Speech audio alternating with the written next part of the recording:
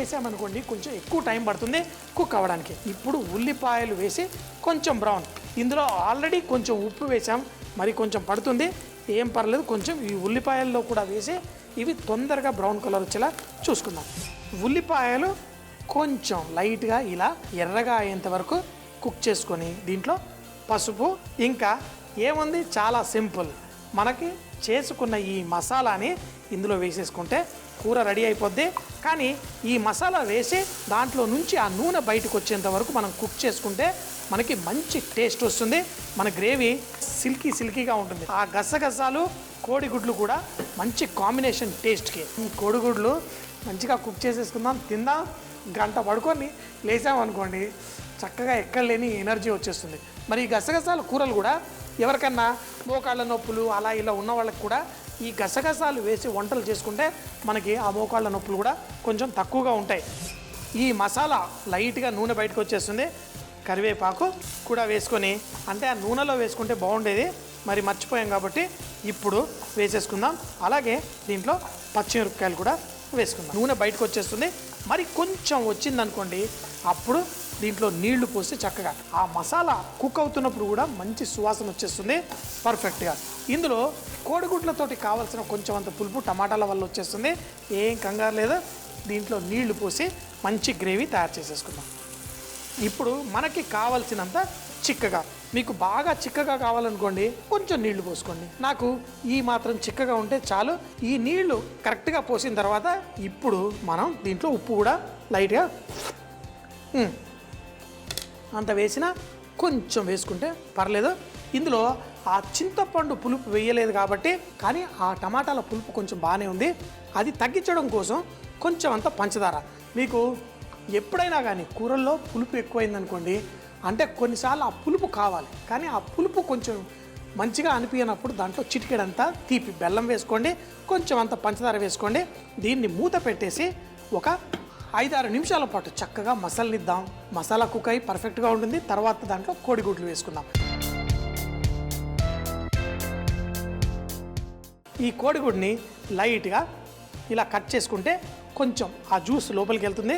మరి కోడిగుడ్లు ఎక్కువగా జ్యూస్ పీల్చుకోకపోయినా లైట్గా ఇలా కట్ చేసేసి మనం వేసుకుంటే మనకి తినేటప్పుడు చక్కగా టేస్టీగా ఉంటుంది.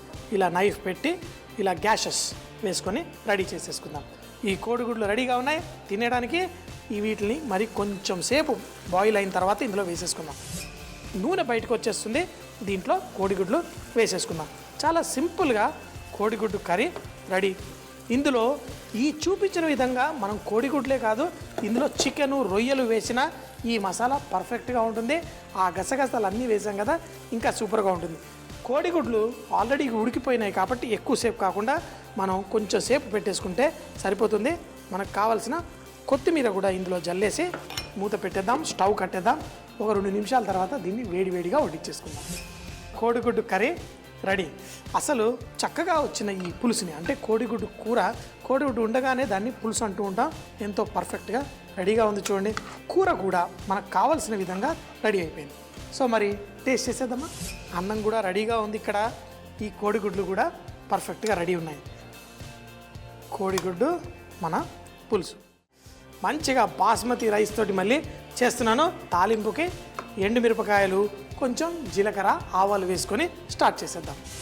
చక్కగా నూనె వేడెక్కిన తర్వాత ఆవాలు వేయగానే చిటపట్లాడుతున్నాయి. నూనె వేడిగా ఉంది, మంట తగ్గించు. ఎండుమిరపకాయలు, అలాగే జీలకర్ర, దీంట్లో ఉల్లిపాయలు సన్నగా పొడుగ్గా తరిగేసాను, అలా వేసేసుకున్నాం. ఉల్లిపాయలు పొడుగ్గా తరిగి వేసి దీంట్లో కరివేపాకు కూడా వేసుకున్నాం. అలాగే కొంచెం అంతా ఇంగువ. ఈ ఉల్లిపాయల్ని లైట్గా వేయించుకుంటూ ఇందులో పచ్చిమిరపకాయలు వేసుకుందాం. దీంట్లో మనకి కావాల్సినంత ఉప్పు, రైస్ కూడా వేస్తున్నాం కదా, దీనికి ఉప్పు పడుతుంది. అన్నిటికి కలిపి ఒకేసారి వేసాను. కొబ్బరి తురుము, కొబ్బరి పాలు 2 ఉన్నాయి. కొబ్బరి తురుమును కూడా ఇందులో వేసేసి కుక్ చేసుకుందాం. ఏం పర్లేదు, చక్కగా ఉడికిపోయి తినేటప్పుడు బ్రహ్మాండంగా ఉంటుంది. ఆ కొబ్బరి పాలు మాత్రం తర్వాత వేసుకుందాం. ఇలా వేగిన తరువాత రైస్ రెడీగా ఉంది. బాస్మతి రైస్ని చక్కగా నీళ్ళల్లో నానబెట్టి పెట్టుకున్నాను. మీరు మామూలు బియ్యం వాడినా పర్లేదు, బాగానే ఉంటుంది. దీంట్లో వేడి వేడి నీళ్లు వేసేసుకుందాం. ఇలా వేసేసి దీన్ని ఫుల్గా బాయిల్ అవ్వనిద్దాం. ఈ లోపల మన బాస్మతి రైస్లో ఉన్న నీళ్ళన్నీ తీసేసి తర్వాత దీంట్లో వేసి ఎలా చేయాలో చూద్దాం. ఒక మంచి బిర్యానీ చేసుకున్నా ఏదైనా అన్నం కరెక్ట్గా రావాలంటే ఈ నీళ్ళని చక్కగా చెక్ చేసుకోవాలి. అంతా పర్ఫెక్ట్గా ఉంది. ఇందులో మనం కడిగి పెట్టుకున్న మన బాస్మతి రైస్ వేసేసుకుందాం. నాకు కావాల్సిన దానికంటే కొంచెం తక్కువ నీళ్ళే పోసాను, ఎందుకంటే ఇందులో కొబ్బరి పాలు కూడా వేయాలి కాబట్టి.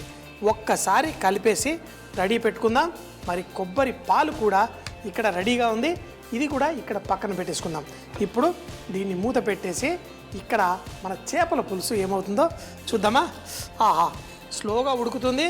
నేను అనుకున్న దానికంటే కొంచెం ఎక్కువగా ఉడుకుతుంది. ఇంకా మంట తగ్గించేశాను. మంచి గుమగుమలాడుతూ మంచి వాసన వస్తుంది. కానీ మరీ ఎక్కువ ఉడికేసింది అనుకోండి మన చేప ముక్కలు ఇరిగిపోతాయి. అందుకని మంట తగ్గించేసి పెట్టేసుకుందాం. ఇంకా నన్ను అడిగితే ఒక్కసారి రుచి చూసేసి మనం స్టవ్ కట్టేయడం నయ్యాం. చక్కగా అందులో కొంచెం అంత బియ్యపిండి వేసాను కాబట్టి ఈ కూరకి కొంచెం అంత కన్సిస్టెన్సీ వచ్చింది. అది అన్నంతో పాటు కలుపుకొని తినేటప్పుడు భలేగా ఉపయోగపడుతుంది.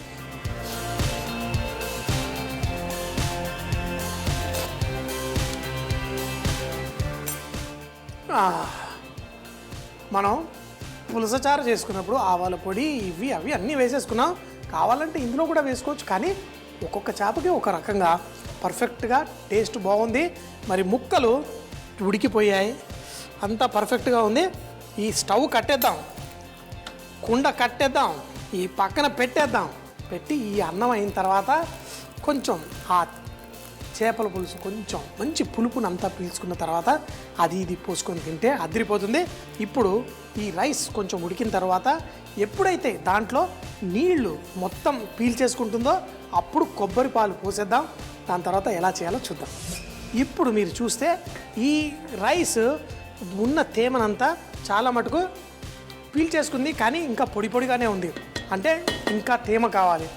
ఇప్పుడు మన కొబ్బరి పాలు పనికొస్తాయి. దీనిపైన కొబ్బరి పాలు వేస్తే మనకి లాస్ట్లో వేసుకుంటే దీంట్లో మంచి టేస్ట్ వస్తుంది.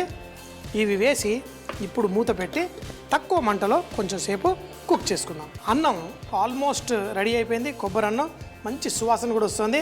దీంట్లో లాస్ట్లో కొంచెం అంతా ఇలా నిమ్మరసం వేసేసి స్టవ్ తగ్గించేసి రెడీ పెట్టేసుకుందాం. మరి ఇప్పుడు ఈ చేపల పులుసు చూస్తే ఆహా, ఆ ముక్కలు, ఆ పులుసు, మన చేప ముక్కలు కూడా చూడండి ఎలా ఉందో. ఆహా, ఇప్పుడు ముక్కలు తీసేసుకున్నాం. దీంట్లో పులుసు కూడా మనం చేసిన విధంగా తమిళనాడు వంటల్లో వాళ్ళు పులుసులు చేసినప్పుడు అది కూరగాయలతో చేసిన, ఇలా చేపలతో చేసిన ఆ కొంచెం అంతా బియ్యం పిండి వేసుకుంటారు. దానివల్ల మంచి గ్రేవీకి కన్సిస్టెన్సీ వస్తుంది. సో మరి ఇప్పుడు గుమగుమలాడే ఆ కరివేపాకు అన్నిటితోటి సువాసన చాలా బాగుంది. ఈ అన్నం రెడీ అయిన వెంటనే దీన్ని చక్కగా తిని ఎంజాయ్ చేసేద్దాం. ఈ కొబ్బరితోటి మంచి ఫ్లేవర్ వచ్చేసింది మన రైస్. కానీ ఎలా చేసినా ఇలా పలుకులు పలుకులుగా అద్భుతంగా మన రైస్ కూడా వచ్చేసింది. దీన్ని మన చేపల పులుసుతోటి ఫుల్గా ఎంజాయ్ చేసేద్దామా. చేపల పులుసు అనేసరికి ఎక్కడలేని ఉత్సాహం వచ్చేస్తుంది. అందులో కేరళ స్టైల్లో చేసుకున్న ఈ కొబ్బరి అన్నాన్నితో పాటు వడ్డించుకుంటే చాలా బాగుంటుంది. పువ్వులు పువ్వుల్లా మన రైస్ రెడీగా ఉంది. దీంట్లో చేపల పులుసు వేసేసుకుందాం. ముక్కలు కొంచెం పెద్దగా మంచిగా వచ్చాయి. మన చేపల పులుసు పోసేసుకుందాం. ఆహా, మళ్ళీ కొంచెం ఆహా, ఈ పులుసు పోసుకొని చక్కగా దీన్ని కలుపుకొని తింటే భలేగా ఉంటుంది. ఇక్కడ వస్తున్న కమ్మని సువాసన ఏదైతే ఉందో అది చాలా బాగుంటుంది. అందులో మళ్ళీ చెప్తున్నాను, కొంచెం బియ్య పిండి వేయడం వల్ల కూడా ఈ గ్రేవీకి ఈ కన్సిస్టెన్సీ వచ్చింది.